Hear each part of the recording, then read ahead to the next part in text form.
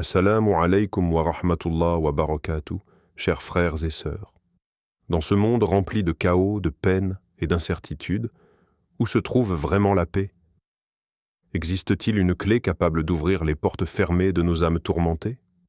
Oui, Allah, dans son infinie miséricorde, nous a offert une sourate, une lumière dans les ténèbres, une guérison pour tous les maux. Le besoin de guidance dans l'épreuve, ferme les yeux un instant, écoute le silence qui parle plus fort que 1000 voix, regarde ton cœur. Combien de blessures y cachons-nous, soigneusement masquées sous des sourires ou des silences forcés? Il y a ces douleurs que personne ne voit, ces nuits où l'âme lutte pour tenir, où l'esprit cherche désespérément une lumière dans l'obscurité. Quand les solutions humaines échouent, que reste-t-il? Quand même les conseils les mieux intentionnés résonnent creux, quand les épaules sur lesquelles nous pensions pleurer se dérobent, vers qui se tourner réellement? Ce vide, ce gouffre que rien de matériel ne semble pouvoir combler. Ni la réussite, ni l'amour des gens, ni les distractions du monde. Le prophète Mohammed nous a laissé une clé précieuse à méditer dans ces instants d'égarement. Sache que ce qui t'a atteint ne pouvait te manquer et que ce qui t'a manqué ne pouvait t'atteindre. Hadith authentique rapporté par At-Tirmidhi. Ce n'est pas un simple apaisement verbal. C'est une boussole pour l'âme tourmentée. Tout ce qui te touche est inscrit, voulu. Rien n'arrive au hasard. Les coups du destin, les pertes, les trahisons, les solitudes imprévues, tout cela, bien que douloureux, est tissé avec sagesse dans le grand canevas de ta vie. N'as-tu jamais ressenti ce vide, malgré tout ce que tu possèdes? Malgré les succès, malgré l'abondance apparente, il subsiste cette sensation. Il manque quelque chose. Et cette chose, ce n'est ni une autre possession, ni une autre relation, ni une autre victoire. C'est la lumière intérieure, celle qui reconnecte à l'essentiel. Ainsi, Allah nous rappelle dans son livre « Et quiconque place sa confiance en Allah, il lui suffit ». Sourate At-Talaq 65.3. La guidance dans l'épreuve commence ici. Reconnaître notre besoin d'Allah. Non pas comme une option parmi d'autres, mais comme la seule véritable ancre lorsque tout vacille. Ce n'est pas un appel à l'abandon passif, mais à une confiance active. À chaque douleur, une sagesse cachée. À chaque retard, une protection invisible. À chaque perte, un gain plus grand dans l'invisible. Et parfois, c'est justement dans l'effondrement de nos certitudes que naît la vraie foi. Pas celle des beaux jours où tout semble aller de soi, mais celle forgée dans l'attente, la patience et l'acceptation. Celle qui fait dire, malgré les larmes et les incompréhensions, « Je sais que mon Seigneur est avec moi ». L'épreuve, loin d'être une punition, devient alors une main tendue vers l'Éternel. Une invitation douce, parfois brutale, à revenir là où l'âme trouve enfin le repos. Car si le monde peut nous décevoir, si les gens peuvent nous trahir, si nos propres forces peuvent nous lâcher, il y a un refuge qui ne trahit jamais. Et ce refuge est tout proche, plus près de toi que ta propre veine jugulaire. Encore faut-il avoir le courage d'ouvrir les yeux du cœur au-delà des apparences. La révélation d'une sourate miraculeuse. Écoute. Écoute avec l'oreille du cœur. Un événement unique résonne à travers les cieux et la terre. Allah, le Très-Haut, a révélé une sourate, mais pas n'importe quelle sourate. Une sourate que le prophète Mohammed appelait la guérison. Imagine cette scène. Au-delà de ce que nos yeux peuvent voir dans un monde où la lumière est pure et les cœurs sans souillure, même les anges retiennent leur souffle. Leur respect est immense, leur amour profond. Ils se penchent, dans une écoute sacrée, pour entendre la parole que nous, simples créatures de poussière et d'eau, avons été honorés de recevoir. Cette sourate, c'est Al-Fatiha, l'ouverture. Un nom qui dit tout. Une clé, une porte, un commencement lumineux pour chaque prière, chaque invocation, chaque espoir. À travers elle, l'âme s'élève. À travers elle, le cœur, même brisé, trouve une direction. 7 versets, 7 joyaux. Une lumière condensée, un remède pour les mots visibles et invisibles. Ce n'est pas seulement un texte récité machinalement au début de chaque prière, c'est une conversation intime avec Allah. C'est un pacte silencieux, une demande de guidance, un aveu d'adoration, une soumission pleine d'espoir. Allah nous enseigne par sa parole puissante. Nous n'avons fait descendre du Coran que ce qui est une guérison et une miséricorde pour les croyants. Sourate Al-Isra, 1782. Al-Fatiha est cette guérison, celle qui panse les plaies de l'âme mieux que 1000 remèdes terrestres. Quand tu récites « Louange à Allah, Seigneur des mondes », ce n'est pas une simple louange. Ah, c'est une déclaration de reconnaissance. Malgré les tempêtes, malgré les épreuves, il y a encore un Seigneur, et il est digne de toutes les louanges. Quand tu dis « C'est toi que nous adorons et c'est toi dont nous implorons le secours », tu exposes ta fragilité. Tu avoues que ton cœur n'est pas autosuffisant. Tu tends la main, humblement, vers celui qui ne déçoit jamais. Al-Fatiha n'est pas seulement pour les instants de paix. Elle est la lampe dans la nuit noire de l'épreuve. Elle est la boussole quand tout semble confus. Chaque mot de cette sourate est un élixir.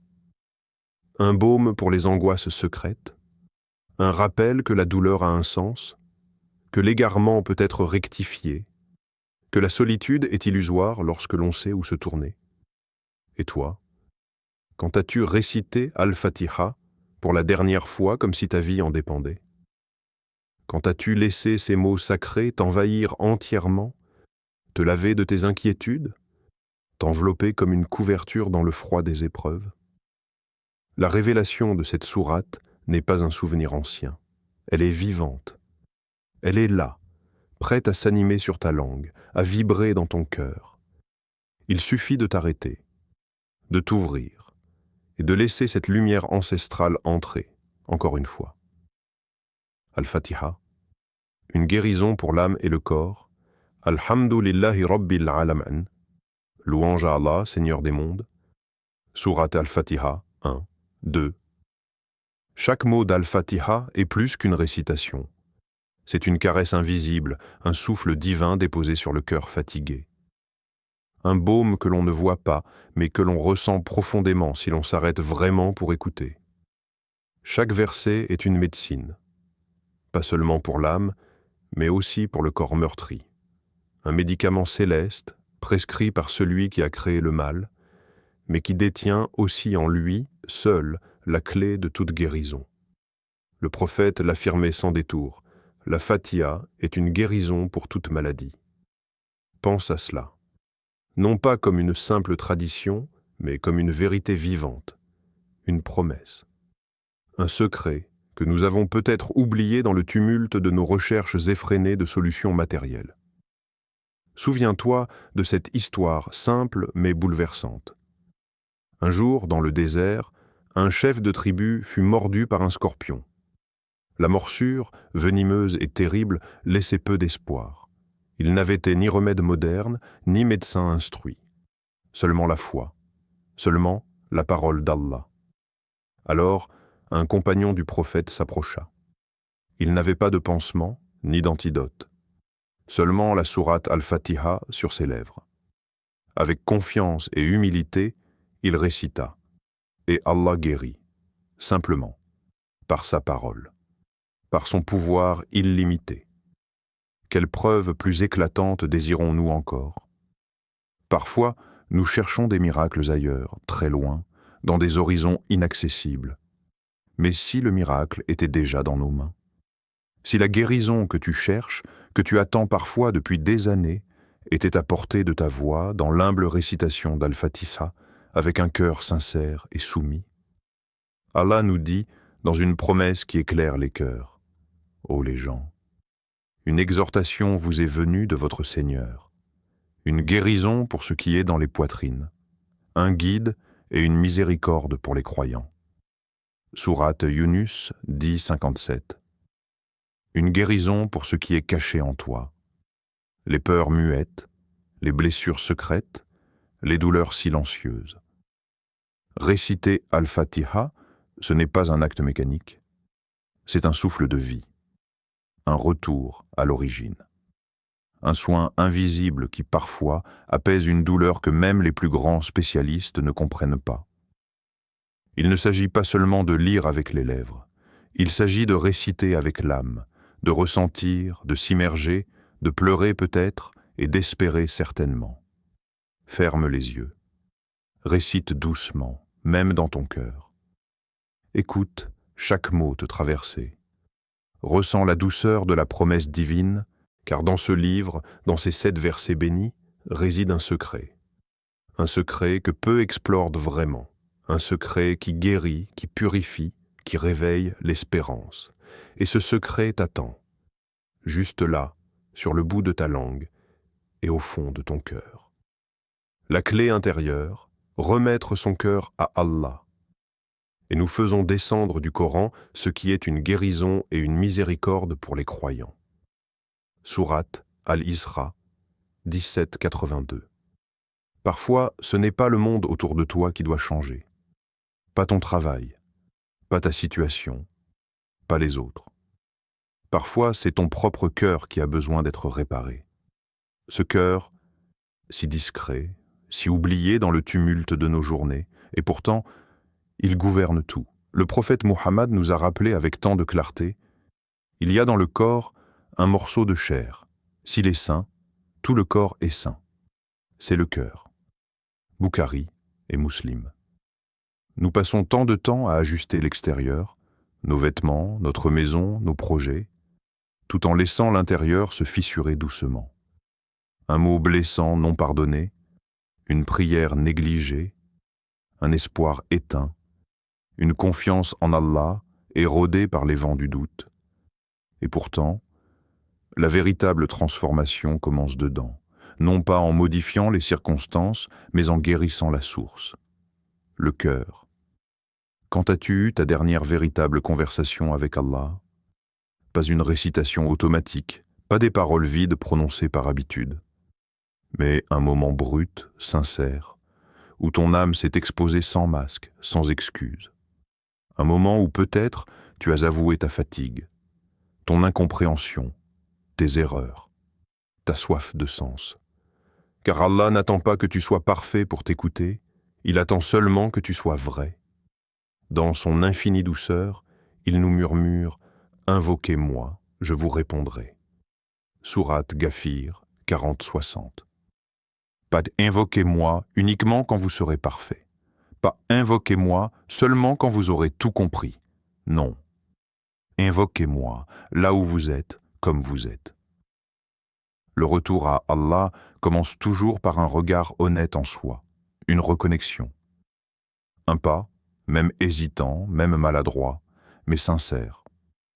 Remettre son cœur à Allah, ce n'est pas un acte dramatique ou héroïque. C'est souvent une simple décision discrète. Un soupir entre 2 prières. Un « Ya Allah » murmuré dans la solitude. Un battement d'espoir là où l'on croyait ne plus pouvoir aimer, ne plus pouvoir rêver. Et lorsque le cœur se rend sincèrement, tout change. Le monde reste peut-être le même. Les épreuves restent peut-être là. Mais toi, tu n'es plus le même. Ton regard s'illumine d'une lumière qui ne vient pas de toi, mais de celui qui ne s'éteint jamais. Ton âme respire à nouveau. Ton chemin, même escarpé, devient doux, car tu n'es plus seul. N'attends pas que les blessures se ferment d'elles-mêmes. N'attends pas que le monde extérieur s'adoucisse. Commence ici. Commence maintenant, avec ton cœur. Offre-le tel qu'il est à celui qui le connaît mieux que toi. Et regarde comment il le guérira, patiemment, tendrement, jusqu'à ce qu'il redevienne vivant. Comment utiliser la sourate dans ta vie quotidienne? Imagine commencer ta journée non pas dans la précipitation ou l'oubli, mais dans la lumière. Avant même que le monde extérieur ne t'arrache à toi-même, tu déposes ton cœur entre les mains d'Allah avec Al-Fatiha. Pas une récitation mécanique, pas un simple murmure distrait, mais un vrai dialogue. un « je t'appartiens » silencieux, gravé dans l'aube encore fragile de ta journée. Commence ta journée par Al-Fatiha et laisse chaque mot être un tissage de protection autour de toi. Un rempart invisible contre la lassitude, les soucis, les blessures de la route. Puis, dans les creux du quotidien, ces moments où une douleur surgit, où un doute griffe l'âme, n'oublie pas, récite-la sur toi. Pose ta main, récite avec foi, non pas en testant Allah, mais en lui, confiant ton mal, ton corps, ton esprit.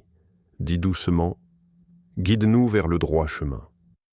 Et laisse ces mots tracer leur chemin en toi, comme l'eau trace son lit dans la roche. Souviens-toi toujours, la parole d'Allah est vivante, elle agit, elle guérit.